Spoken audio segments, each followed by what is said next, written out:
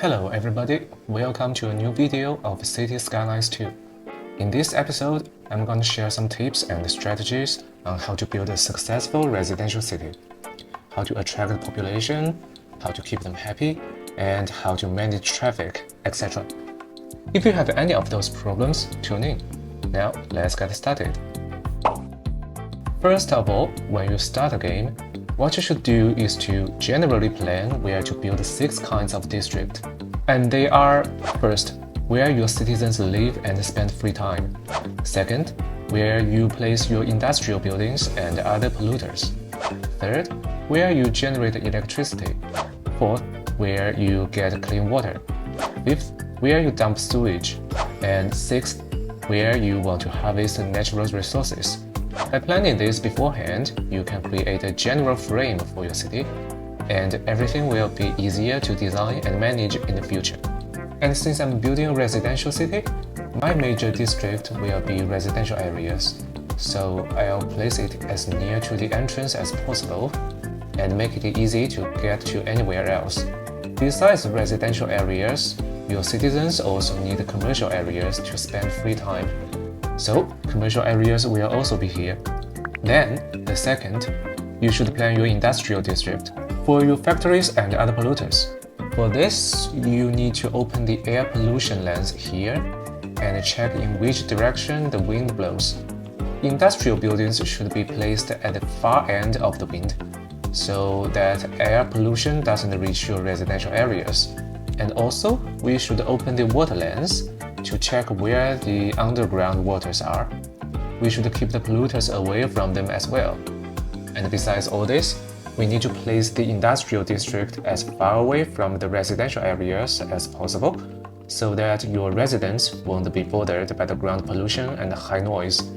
So, given all the above, I think I should put my industrial district here. I'll also put polluters like garbage dumps here. And then, where you generate electricity. When you start a city, you can choose 2 ways to get electricity. The first is wind turbines. It generates clean energy, but needs to be placed where strong wind blows. And apparently, my map doesn't have that. I can only choose coal plants, which are basically another kind of factories. So I'll put them in the industrial district as well. And then, where to get clean water. Again, we need to open the water lens and check in which direction the water flows. We need to choose a coast upstream and build a road along the coast. That's where you will build your pumps. You can also choose to use underground water, but those pumps have higher upkeeps, so surface water is always a better choice. And after water, we need to find a place to dump the sewage. Naturally, it should be downstream and as far away from residential areas as possible. And finally, the natural resources.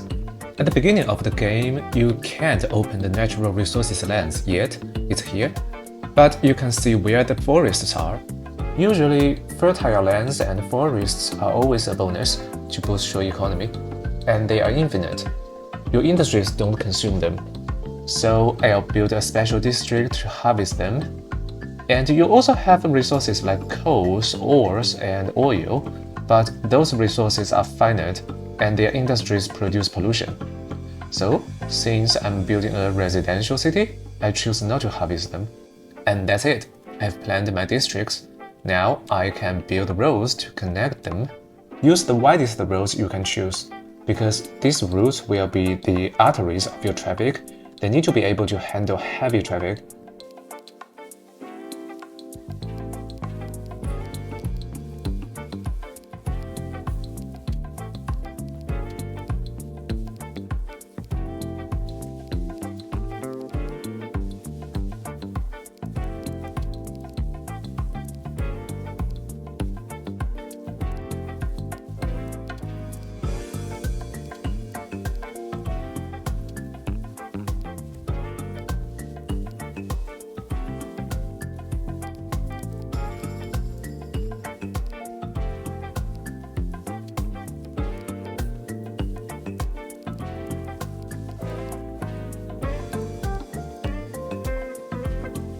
Okay, by building them, now I have a general frame for my city. This makes it easy to plan the whole traffic system, and it helps you build an organically looking city instead of just grid after grid. And if you want to know more about how to design the traffic system, I have another video dedicated to that. Okay, now, as for the zoning part, since I'm building a residential city, of course, I want to zone as many residential areas as possible. Whenever the demanded bars below permit, I will zone new residential areas.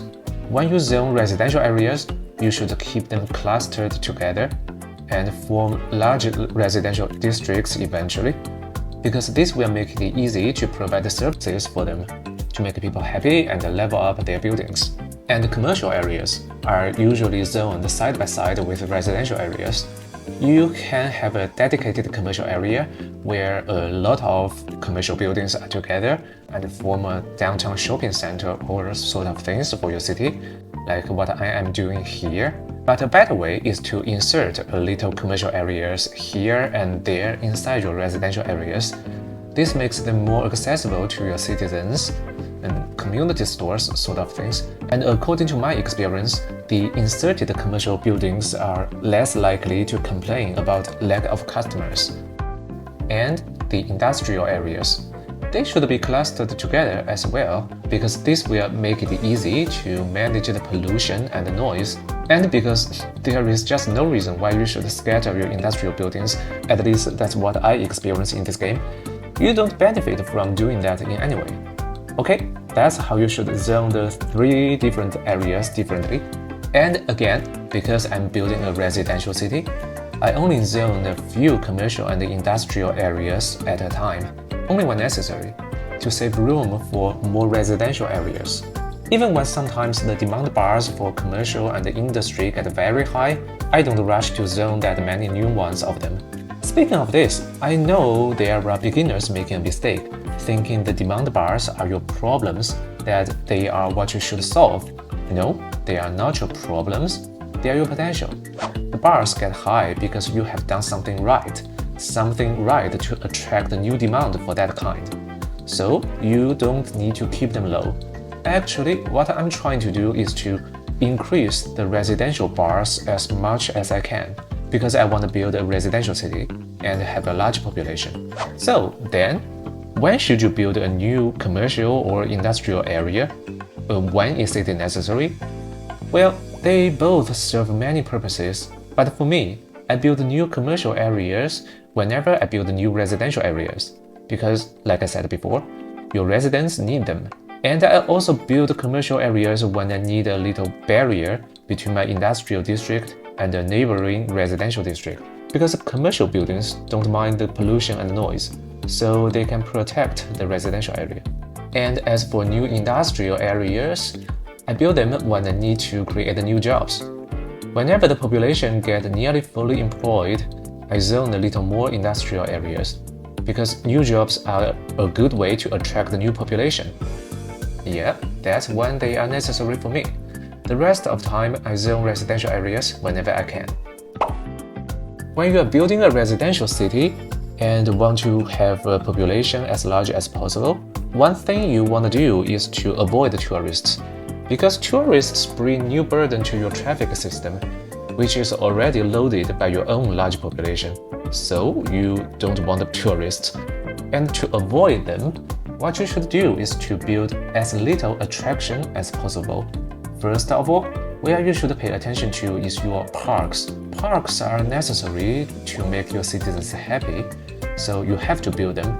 But they also provide attractiveness, which attracts tourists. So, when you choose parks for your residential city, you would want to choose the ones with low attractiveness. The one I use the most is this small playground. It's small, saves space. It has a low upkeep but does the job. And it has a low attractiveness. Perfect for a residential city.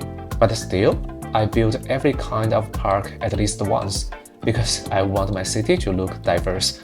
Anyway, overall, you should keep your city's attractiveness low. The other kind of items that provide attractiveness are signature buildings.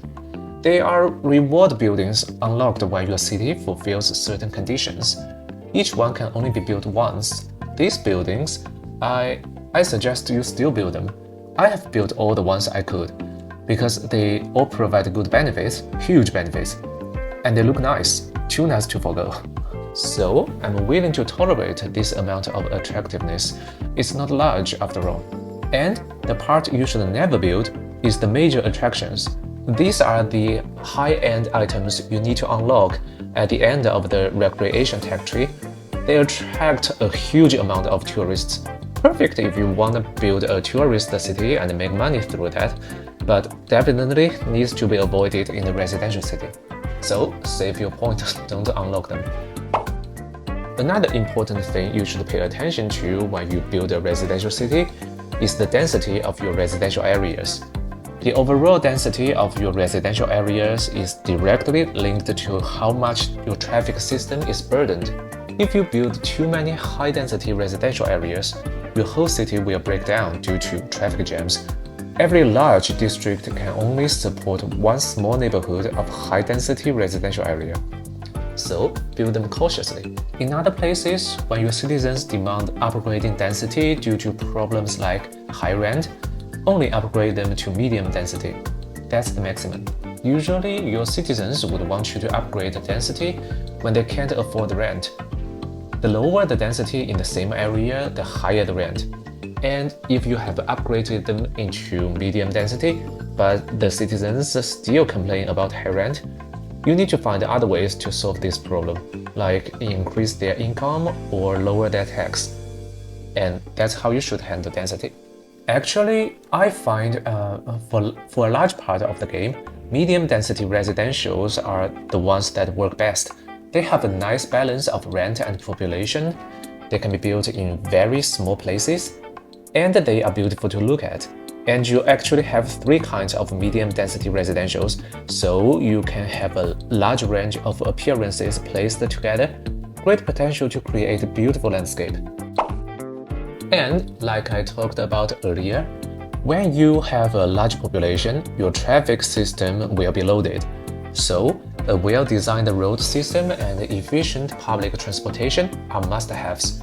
And I have another 2 videos talking about them, how to design them in an organized way, how to manage your budget, and other tips. If you want the details, you can watch those 2 videos. Here, what I'll mention is that you should build your public transportation as soon as you can, even before your roads get overwhelmed. At least, you should build your bus and taxi stops soon, the sheltered stops to be exact, because the sheltered stops are a huge boost to the comfort of near areas, and that attracts a huge number of new population. You can see here that whenever I place a sheltered stop, a large area gets boosted, and I placed a lot of them. And this is not really as expensive as it looks, because the stops don't have upkeep. You only need to pay the upkeep of buses and their depots, not the stops and the lines.